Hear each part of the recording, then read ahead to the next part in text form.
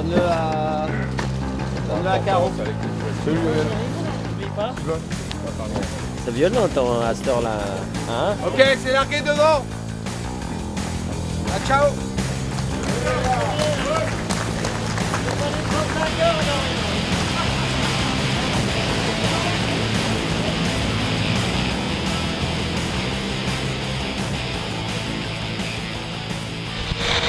Voilà, convoyage de Lorient pour Brest pour cette nouvelle tentative et désormais sous Genaker Grand Voile Haute. On passe le raz de Sein.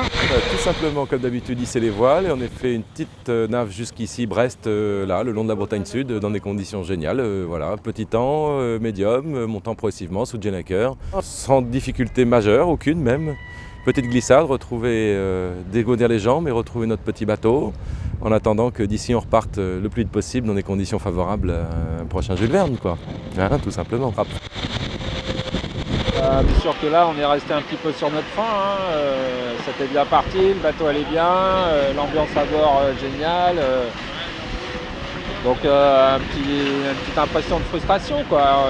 Puis l'impression de ne pas avoir fini quelque chose de commencé. Donc ouais, content de se repréparer pour le départ, qui j'espère va être assez proche. Ah, toujours content de partir, ça c'est sûr. Mais ouais, c'est une autre organisation, mais on sait s'adapter. Hein. C'est surtout une nouvelle chance. Pour moi, je prends ça à chaque fois comme une chance incroyable d'avoir le privilège d'être sur Groupama avec cet équipage avec lequel on a fait encore plus connaissance. Et ce bateau qui, malgré ses petites faiblesses, est quand même un bateau absolument magique. Donc je prends ça vraiment comme une nouvelle aventure, un nouveau départ et un vrai privilège. Passage du raz de Sein. C'est une récompense du boulot qui a été fait, des efforts qui ont été consentis par l'équipe pour préparer le bateau, de nous-mêmes puisqu'on l'a remonté, Jaco, hein, et puis de l'ensemble de l'équipe, puisque voilà, tout le monde a continué à s'inscrire dans une démarche volontaire pour qu'on puisse repartir dans les meilleures conditions.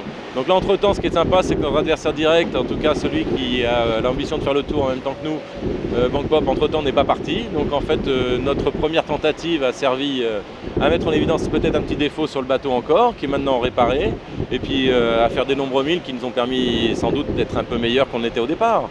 Donc on repartira dans des conditions encore meilleures que dans lesquelles on est parti à l'automne. Donc c'est tout bon, c'est tout bon. Maintenant, il faut croiser les doigts pour que ça s'organise.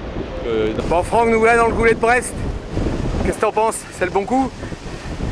Je sais pas, c'était le bon coup pour y aller déjà. On a eu du bon temps pour venir ici.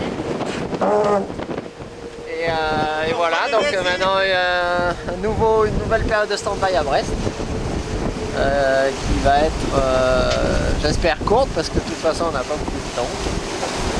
Mais c'est sympa d'avoir fait cette petite navigation déjà avec tout l'équipage. C'était sympa, tout le monde avait envie de se retrouver, de retrouver le bateau en bon état et de pouvoir tirer dessus. On a eu un peu de mer, on a fait des petits sauts, donc ça nous réconforte dans la façon dont le bateau a été réparé et tout le monde avait été très souriant aujourd'hui, donc ça s'est passé très très bien avant. Et on a hâte que ça arrive, oui, à partir du moment où on est prêt, aujourd'hui on a hâte que ça arrive. Donc pour l'instant on n'a pas attendu longtemps à chaque fois. Contrairement aux Bleus qui attendent depuis un certain temps, nous on est rarement resté longtemps sur le ponton. Donc c'est pas plus mal effectivement de ne pas rester longtemps sur le ponton parce que les périodes de stand-by c'est pas très agréable parce qu'on a du mal à bien s'organiser et à travailler efficacement.